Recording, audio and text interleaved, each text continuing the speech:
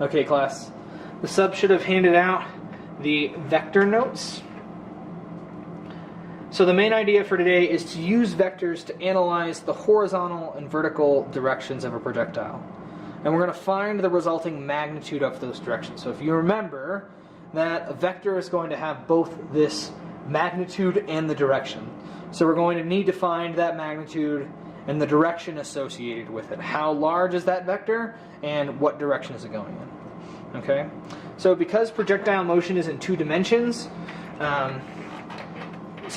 projectile motion is in two directions. But as we saw yesterday, how does the x direction affect the y direction?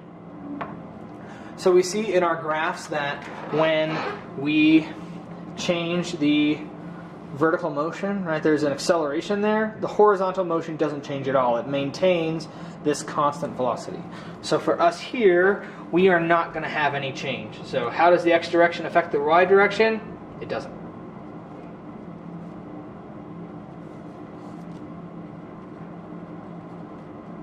It doesn't affect it. So because of this, we're able to analyze each of those parts, the x and y direction, the horizontal and vertical direction, separately. Okay, and this brings us to this fun part of physics, which is going to be our vector analysis. It allows us to split it up, which is going to be really helpful for us when we try to solve and make predictions with projectile motion. Okay, so just as a review, our scalar is just going to be a magnitude. It doesn't have that direction. So a scalar is a magnitude. Okay? Whereas a vector has a magnitude and a direction.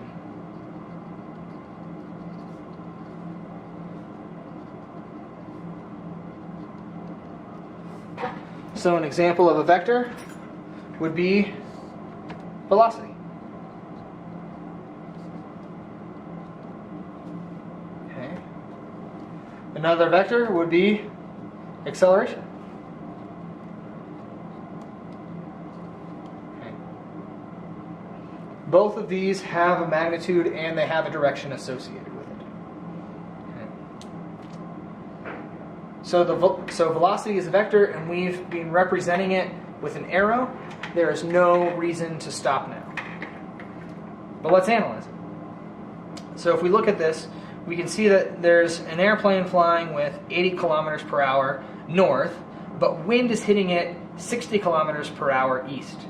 So we can picture it like this. So we have that motion vector north, and then we have velocity vector going north, and then we have the wind vector pushing it to the east. So in order to figure out where the plane gets pushed, we can make a parallelogram out of it. So we can bring up our vector here to the same height, and we can bring out our other vector here. And we're going to find what is called the resultant vector.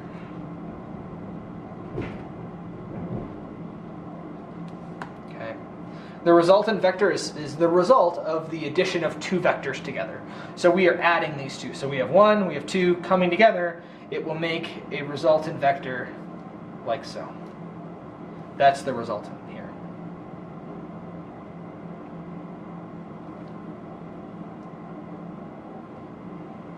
Okay. So on the back side of that page are a couple of different examples that you can work out. So would the sub please pause the video while I give you about 7 minutes to complete these different examples.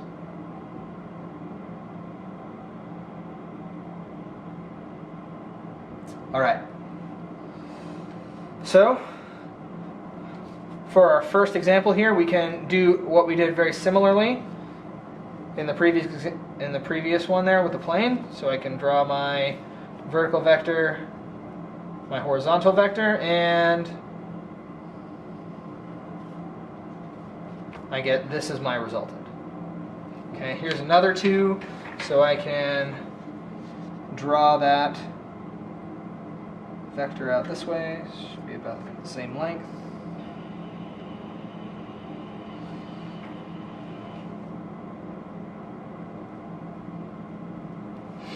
oops, sorry, that goes there, that goes there. So my resultant vector comes up like this. When I add those together, these two are a little bit different. Because they're in the same direction, or in the same plane, we're simply just going to add or subtract them together. So these two simply add up to make one larger one. Okay?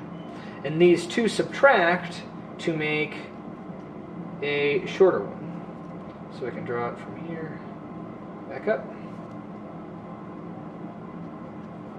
That's going to be my resultant there. Okay. So these two we subtract and we get a shorter vector. These two we add up and get a much larger vector. From here we can just draw our resultant vector over here, from where we start to where we end up. Alright. So what if I only have the resultant vector? Can we break them up into the horizontal and vertical vector components? So take a moment and solve those problems. Sorry, I didn't go up there yet. There you go. Okay. So there are the two vectors there. What if I only have that resultant vector? Can you break them up into a horizontal and vertical vector? So take a moment and solve those.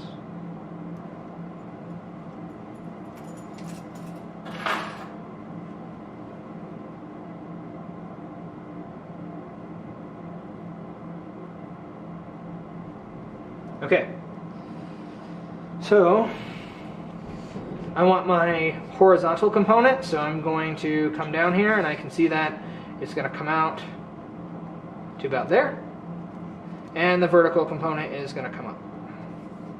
This one has a much larger horizontal component out here and a smaller vertical component. Okay. So this is important, being able to take a vector at an angle and finding those horizontal and vertical sides. Okay, so we have our horizontal sides and we have our vertical ones. Okay? Alright. So, take a moment to try out some of these problems. So, I'll give you another 3 to 5 minutes to solve these next two. So would the sub please pause the video for now until that time is up.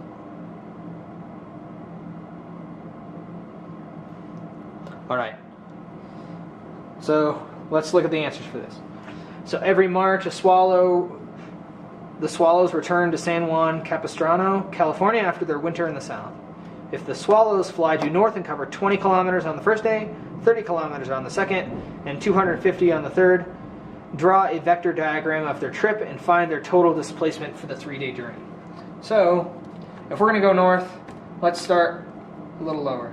So in the first day we go 200 kilometers. Okay, 200 kilometers. That's how far north we went. And the next day we went 300, so this vector should be a little bit longer. So 300. And on the last day they went 250, so it's going to be a little bit longer but shorter than the first one. I think that's good. 250. So for here we're just going north. So we can just add up these values. So I'm going to have 200 plus 3 is going to be 500, plus 250 is going to make 750 kilometers. And we need to include that direction, so it's going to be north. Okay? Alright, the next problem, the Matten family begins a vacation by driving 700 kilometers west. Then they drive 600 kilometers south, 300 kilometers east, and 400 kilometers north. Where will the Mattens end up in relation to their starting point? Solve graphically. Okay, so let's draw another vector diagram. So they're going to start off by driving west. So let's just start in the middle of our page here. So they're going to drive west, so that's to the left. North, east, south, west, and they go 700 kilometers west. So that's going to be pretty big. So let's make it large. Okay. Then they go 600 kilometers south. I don't think I gave myself enough room, but that's okay. there's 600, so 700 kilometers, 600 kilometers. All right. Then they go 300 kilometers east, so that's not going to bring them past their original point. It's only going to bring them to about right here, 300. Okay. Then they go 400 kilometers north, so they went 600, so they're going to be 200 short. 400. Where did they end up in relation to their starting point? So they started here. They ended up about 400 kilometers west, and only 200 south.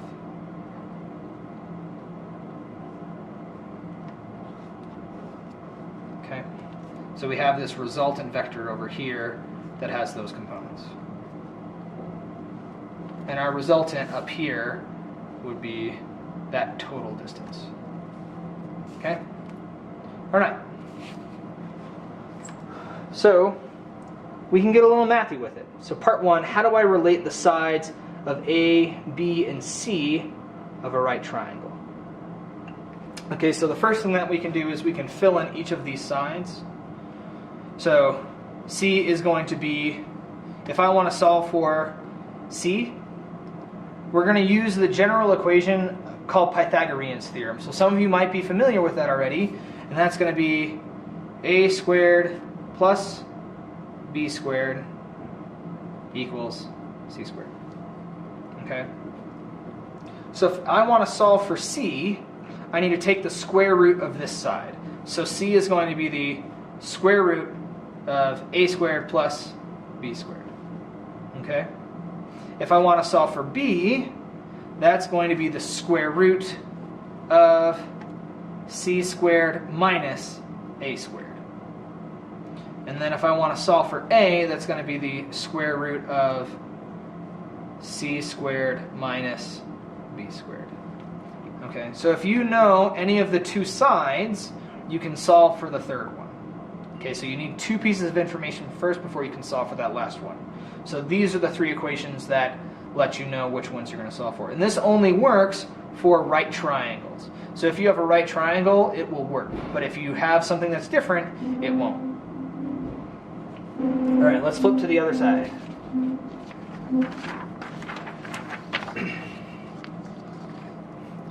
So take a moment to solve some of these two problems that I give you here.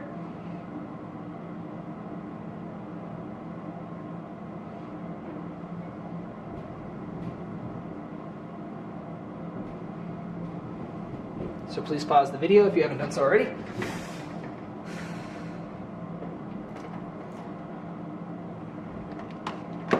All right. To solve for this one, right, I said C is going to be, that equals the square root of a squared plus b squared. So I have 12 and 5.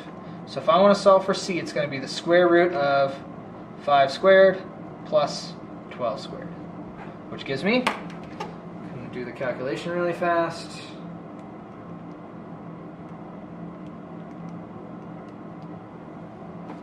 Gives me a nice solid 13. Okay? So that's going to be my answer, is that 13 there. Right? I squared the A, I squared the B, I did the whole square root of that, and I get 13 in the end. Okay? Alright. This one, I want to solve for the bottom side. So using my equations from before, I can use B equals the square root of c squared minus a squared. Okay? So x equals the square root of 5 squared minus 4 squared, which in the end gives me 3.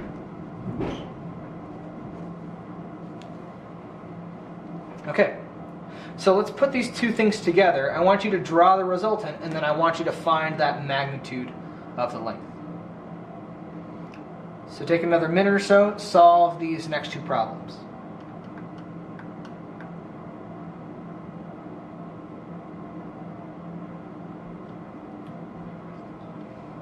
All right. So I can draw my two vectors here. I can draw that parallelogram we did at the beginning.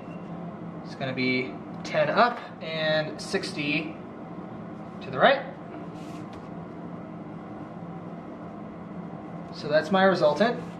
And I want to find my hypotenuse. I know that this is 10 and that's 60.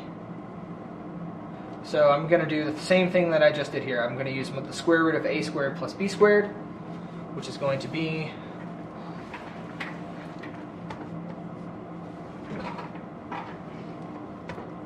so the resultant equals the square root of 60 squared plus 10 squared.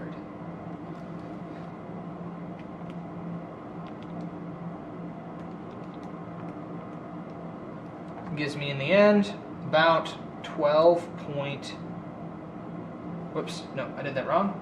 Square root of 60 squared plus 10 squared. There we go. It's actually much, much closer to about 61 here. Okay. I can do the same for this side, so it's going to be 25 up, 25 across. Get my resultant.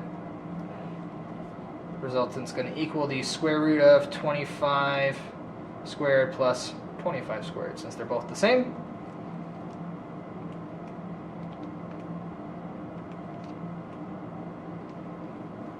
Is going to give me about 35.4.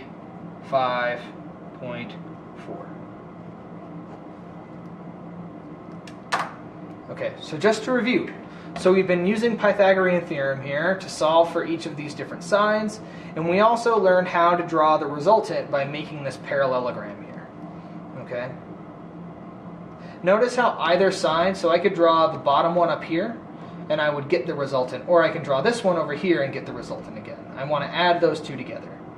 So one of the ways that you want to add them is by drawing them tip to the tail of each vector, from the tip of that vector to the tail of this one. And that will also always give you your resultant. All right, next side. Okay. So now you have some practice problems that you can do using these pieces of information. Okay. So I want you to do them on your own to start with, and then we'll move on to working with partners. Okay, take the next, this should take you more like 7 minutes to complete, so please work on this during that time.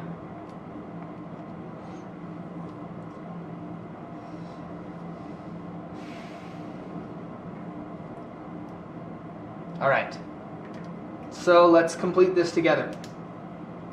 All right, number 1 says, after walking 11 kilometers due north from camp, a hiker then walks 8 kilometers due east. So we can draw our vector diagram again. So we are going to initially, actually no, first we just want to know the total distance.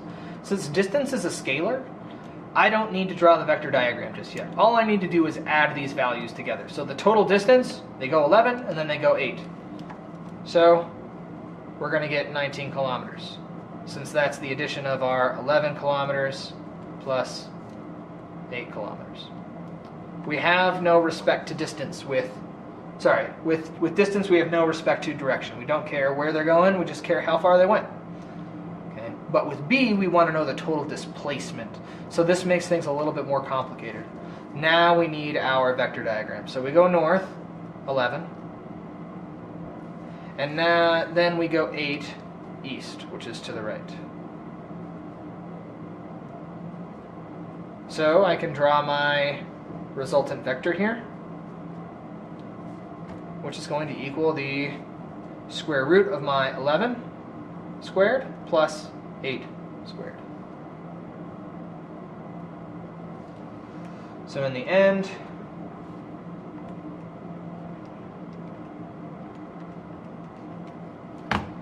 I'm going to get that 13.6 kilometers north and east. Okay, I need to include that direction with it because it is the vector. It is a displacement. All right, so now we have a plane. It's flying due north at 250 miles per hour and is traveling across a strong wind blowing due west 50. So this is pretty similar to that example earlier on, but now we're going to have to solve for that resultant velocity. So we're going to start by going north 250. And 50 is only a fifth, so it should be pretty small comparatively. So it's going to have 50 mph and 250 mph. Okay. So my resultant is going to look like this. And again, I want to solve for that resultant, which is going to be the square root of both of my sides squared, so 250 squared plus 50 squared equals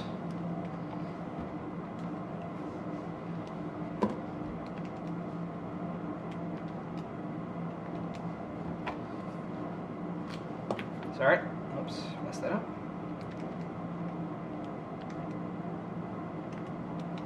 There we go. Okay, gives me a total velocity of 255 miles per hour or so. Okay, round it up. All right.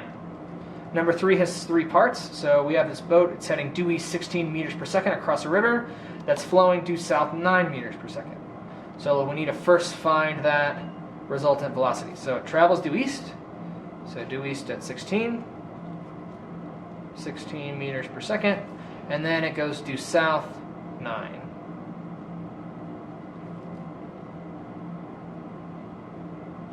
Okay, so we want to find out what this resultant velocity was. That was not my best vector, but that's okay.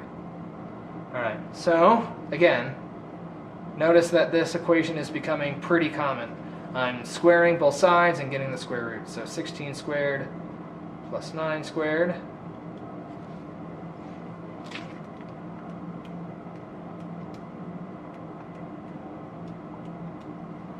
is going to give me a total of 18.4 meters per second south and east. Oh, I notice I didn't add the direction here, so it's 255 miles per hour, and it's going to be north and west.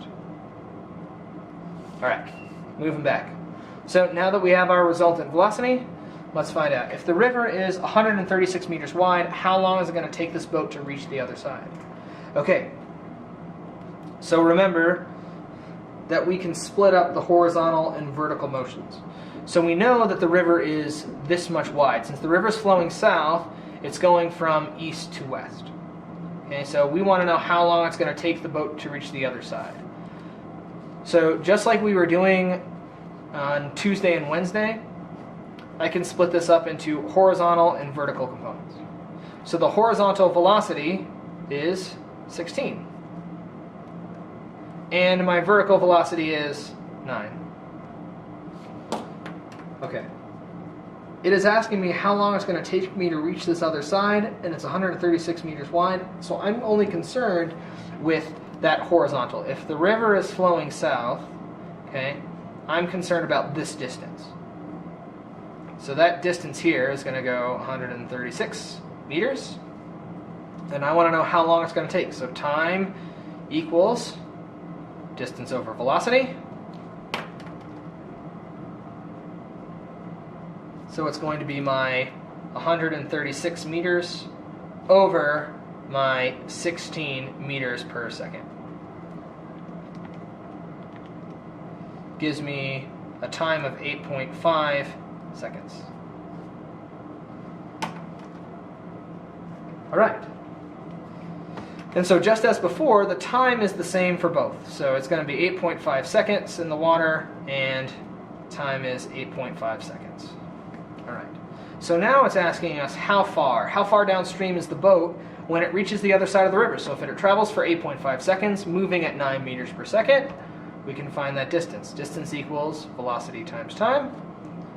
So it's going to be 9 meters per second times that 8.5 seconds gives me a total distance of 76.5 meters, which makes sense. It's traveling faster in the horizontal direction than in the vertical, and it travels 136 meters, where that one only travels 76, so it travels a smaller distance. Okay.